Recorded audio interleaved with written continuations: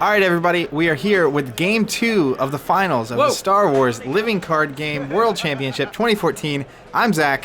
Hey, and I'm Steven. We got Tyler on the left, who came into this finals undefeated, having to lose twice. He lost his first game to Mick on the right. Mick is the story of the tournament, running the Rebel Assault, or Trench Run, Jedi Rebel deck, and man, it took the world by storm. He won the last round with it. I do not think he lost the entire tournament with that deck. I believe that deck was undefeated, and it was truly a Rebel Assault in the truest sense of the word. The Rebel tactics coupled with Ewoks and shields and all Ferris sorts of Ola and things, the asteroid base, bases, it was wild. And got it done, and really the meta surprise of the months leading up to Worlds and Worlds itself. Everyone expecting Jedi, and he brought the Rebels with the Jedi. So we on the left here, interesting flip, Ties of Blood, May the Force be with you, and the Kyle Katarn objective, whose name is falling short of me, but I know what it does. All right. Focus it to switch Unique out from the board. Oh yeah, that hand. thing's the jam. Yeah, looks like Mick has 2 Tatooine crashes in the Emperor's Web. An okay objective flop. It's really, I mean, I'd be surprised if that's what he wanted to see. Those 6 health objectives, both of them going to be difficult for Tyler to whittle down. But again, the one Sith resource could be a limiting factor here. So what are we looking at? Starting, we have Sith over there with Mick. So he's starting Sith, going Scum, and then pure Jedi over there on Tyler's end of the board. Mono Jedi. And it looks like Mick dropped a Rage into the discard pile to draw cards here. That is a just clutch move with this deck. You're expecting to see Palpatine at some point in the game, and having that Rage and discard pile, it's not going to do much for you early game, so it's not really worth holding on to.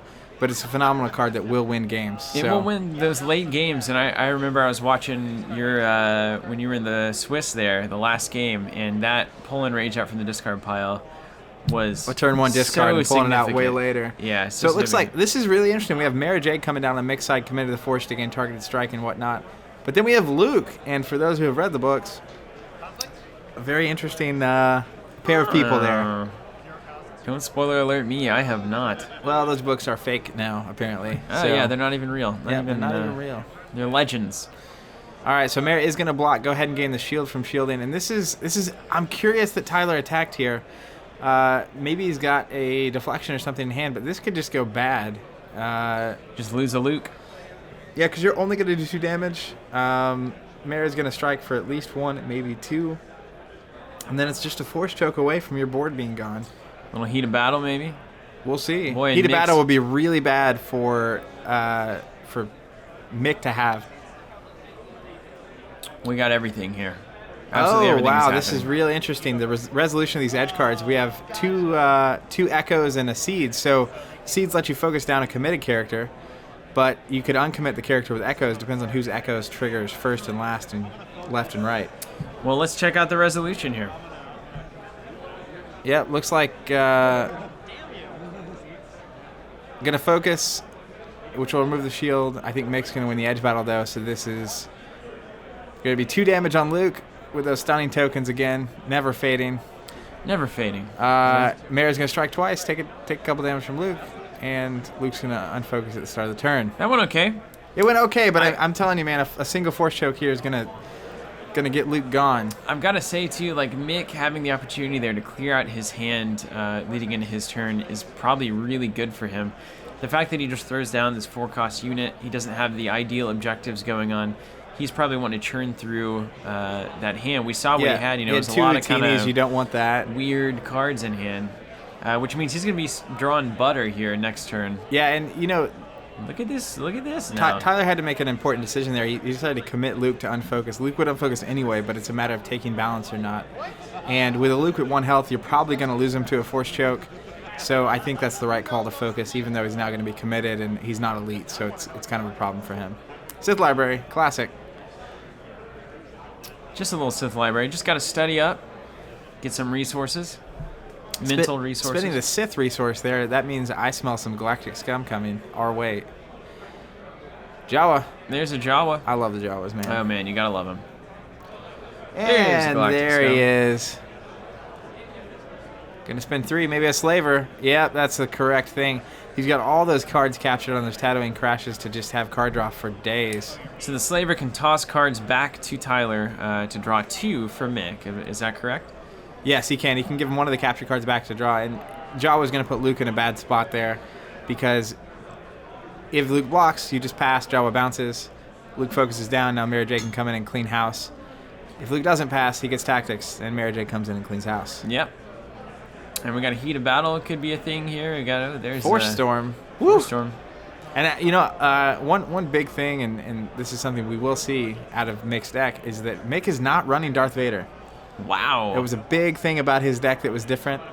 Force Storm, he talked about after the tournament, was in his deck purely in case he ran into his own deck, which is a potential answer to that swarm of 8 units with shields coming out.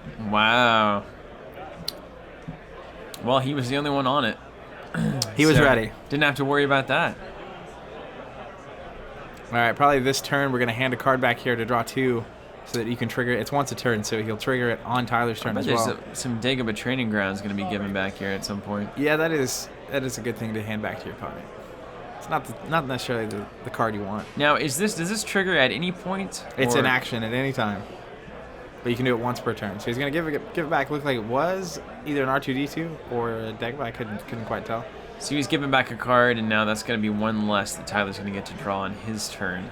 Yep, or you'll have to discard that card instead. But the main thing is it's giving Mick, he now has 3 cards. He can do it again on Tyler's turn to get up to 5 cards, which is insane for Sith to sit on for the edge battle. And with this kind of a board, he's going to have a pretty strong defense. All the resources. Now, the Kyle Katarn objective there, I think Heroes and Legends is pretty sure that's what that's going to be called, can get out of control. Anytime I see that objective, it is priority number 1, and it's a super powerful objective, and you just have multiple Yodas coming in a turn, or Luke. Man, thank goodness he got rid of that Luke. This would be a nightmare. Having 2 Lukes a turn is just bizarre. So we could dance Luke in there with Heroes and Legends, basically. Yeah, you attack with Luke. After he strikes, you can bounce Luke, put a new Luke in, attack with Luke. You can commit Luke, unfocus him, win the Force. The next turn, do the same, because you got to keep bouncing, so the commitment goes away every time. Yeah. Very powerful. Luke potentially coming in here, maybe trying to off Mara Jade. Tyler's going to have his 3 open resources. 3 open resources. Well, what could that mean? Well, it could mean a lot of things. I don't know if he's running the Moldy Crow or not, but it has that 3-cost event that destroys all non-committed units to the Force. Boy, so that'd be useful, huh? Going to pass a Guardian back here. That's a bummer to not have about 3 seconds ago to play before you do this. But drawing 2, now he's set on 5. And this is part of that impossible task. If Mick can win the edge battle here, Luke's just going to go away. And that's an issue. That is a problem. Tyler kind of wondering, I think, if he has a good play here. Double pass. All right, Ooh. protection. That's pretty good. He's going to lose the edge battle, but he is going to get a shield. So that means he's not going to get tactics out of this one from the Galactic Scum. Yeah, that's significant there. Yeah. But Luke, that does mean Luke is probably going to have to... Well, we'll see. We'll see how this is how Mick interesting. plays this. There could be some cool stuff. So you probably want to strike with a Slaver first, if my math is cool. Yeah, the Slaver definitely. That way he can't kill your Galactic Scum, and Mick is going to do this. This is again, it's something little like that on who you strike with first. Oh, and he uses the shield there, right? Of course, because he has to. He's getting rid of the Slaver. It's too much card advantage to stomach. Yeah, it's hard to lose that Slaver. Yeah. And again, May the Force be with you going to be critical here. Oh, Force Choke. I'm just going to kill him, right? Yeah, yeah. Because the idea, if he doesn't have the Force Choke there, which he's only got 2 in the deck. Can Heroes and Legends then, huh? Well, he could just commit it to unfocus it. Right. Because he would have the double focus from the Galactic Scum as well. But it wouldn't really matter so much. So now, this is classic Sith board control at Another work. clear board here. And the green cards. Yeah, and it's super, that Protector that got handed back to Tyler, if he'd had that a moment earlier, it's just a totally different game. Man, this More is cards. pretty wicked, you know? Yeah, this is Sith control at its... This is what it does. You know, it looks like Scum control to me. Scum Sith.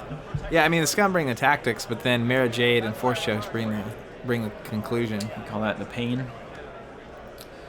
The true control of this deck. And no Darth Vader. So what's the choice there? I mean, what are you trading in for Darth Vader? I'm not exactly which objectives Mick was comparing to either put Vader in or not. But his basic line of thinking was, Vader is a little overhyped in his opinion. He thinks Vader's lost a lot of his steam. And, I mean, I get where he's coming from. I don't necessarily agree. I'm a huge Vader advocate. Sure. But he's here in the finals, so he was on to something. He's royal guard. I think it was a matter of just feeling like it was too many chokes. And, Vader, outside of the reaction on the Sith events, wasn't really doing too much. So in this deck, you see him replaced with the likes of Mara Jade, who can commit and automatically have targeted strike. We obviously saw the Jarek objective set with Force Storm, giving you that option as well. He maybe even has Saris in here.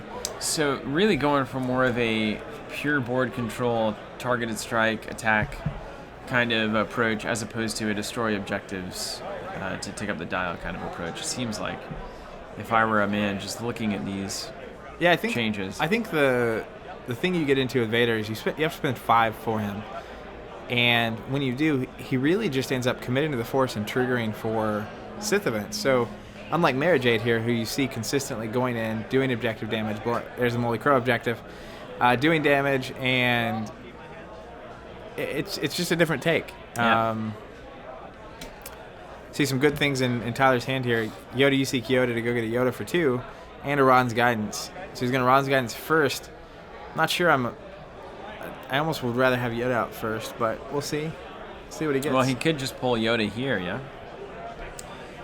Which maybe you don't want, but it's hard to know that going in. Well, let's see an Obi-Wan. Old Ben in there? Old Ben Kenobi. I'm a huge proponent. You like Darth Vader, I like Old Ben. And gets a Yoda.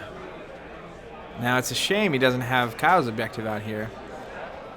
Because it'd be that's Yoda absolutely for true, yeah. days. And that's really the trick. You get 2 attacks plus the commitment off of May the Force, and it gets pretty bizarre. Boy, Mick just covered up all the good opportunities here.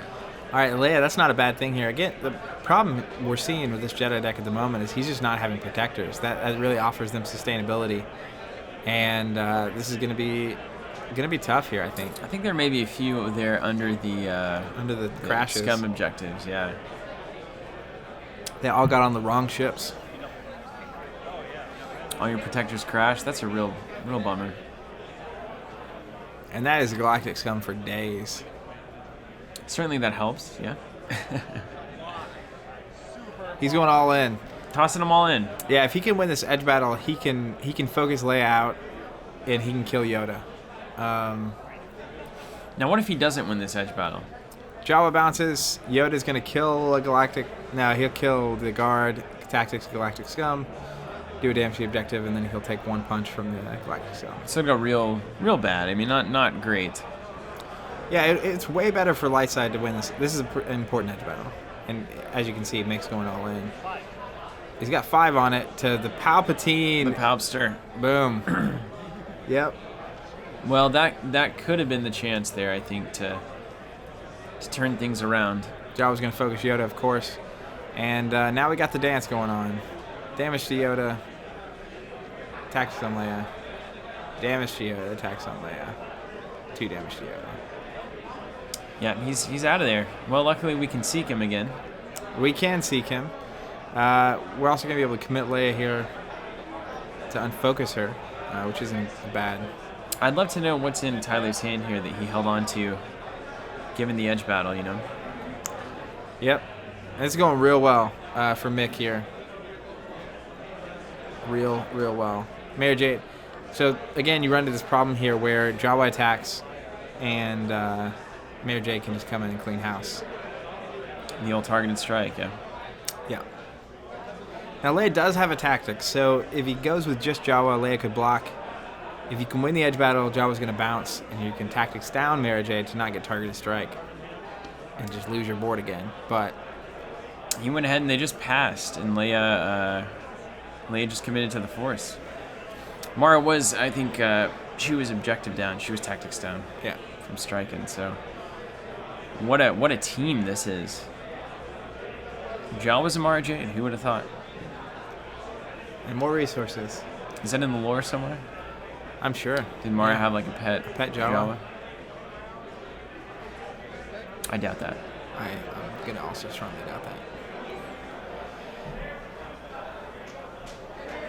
And Mick really putting the pieces together here. I feel like this is kind of an ideal board going on. Those 2 scum, the Jawa. I mean, everything he's got out here is a perfect piece of this puzzle.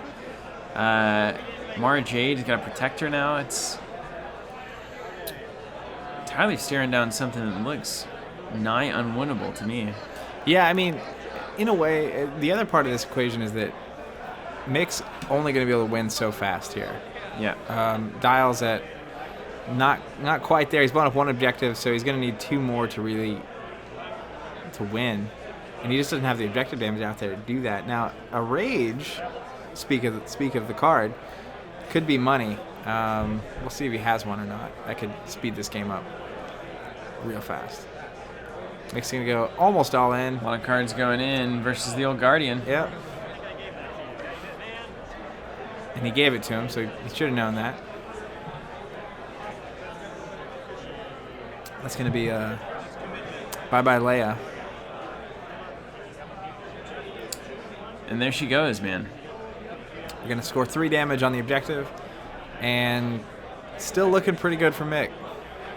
Now, Mick is only going to have a Jawa and a Galactic Scum here, so I certainly would not put him out of the game to put Tyler out, but Tyler's looking at 2 6-health objectives. What does Tyler need here to start to turn this thing around? Well, we've seen 1 Yoda, and we've seen Leia, and we've seen both Lukes go away, and some Kyles. I don't know. He's got 7 resources. His best combination is probably like a Kyle Yoda. And still no protectors, huh? It's tough. There's the resource from the Crow Objective Valley of the Jedi. Not looking like Kyle to me. Looking like a lot of not man. Kyle. And this is really one of the struggles of the Jedi in general. They have some hands that aren't so great in the middle of these games. Yeah, it seems like you can't really lose those heavy hitters early. That's where the deck starts to slow down. There's right. Force Storm. Gonna drop a Force Storm, 2 damage to everything not committed to the Force. It's gonna clear Tyler's board, and we'll see if we got some protection going on here from Mick. I think he'll protect that Scum. He is going to, and this is looking real good for Mick. Wow. Wow. What more can you say? Mick's Yeah. on fire here. We'd already seen 1 Force Storm, so he's definitely running 2 Jareks at this point. And seeing your opponent with 5 resources open, there's some signals going off in your head, but Tyler didn't have anything in his hand to really do anything about it. Yeah, what can you do? A Rage and an objective damage gets the game here for Mick. We'll see if he gets it. We're going to play the Slaver, draw some cards, and let's see what happens. He's playing him out. Are we going to see Palps here? Not yet. Man, oh man. All the guys in the world. I'm not sure if he's going to trigger it now to draw cards. I'd almost trigger it first to see what cards I get. Yeah. Because if he could score, if he has 1 objective damage with something that's not Mara, he can blow up the Flight of the Crow. And if he has a Rage, Mara can blow up something by herself. So you're asking for 2 specific cards off of a draw. There's that Dagobah Training Grounds. Mick looks like he may have drawn into something he wanted. Covered up both of those 2 resources. Gonna go ahead and blow up that objective there, click the dial, and we're coming into what's probably Tyler's final turn here. Yeah, so Tyler does get 1 more turn. Now, do you think it's wise to dig for those cards before you play anything? To keep just to hand at least 1 card back, get 2 cards. Yeah, I mean, if you're going to hand a card back on the turn, especially a Dagobah Training Ground, there's really no reason to wait to see what you're going to get. And I mean, I do it all the time with this very similar deck where you'll have your hand and what you're going to do, and you play out, and then you're like, oh, I could have drawn 2 first to see if it changed my mind. Then you do, and it's like, oh, I drew Palpatine. Man. Gives the Moisture Farmer back there. By the way, a Palpatine there wins the game. Yeah. Just so we're like, Palpatine swings in, blows up, you have Rage, game over. See you next week. And There that's it the is. game. And Huge Tyler draws win. nothing. Mick covered it up all Absolutely. game. Congrats to both players. Well played. And Mick, man, what a player. Top of the game right now. Top of the game. So take notes, Mick v. Tyler. This is the finals of Star Wars the card game from Worlds 2014. Thanks so much for joining us, guys. We'll have plenty more Star Wars on the channel at all times, basically. Thank you for watching, and we'll catch you next time.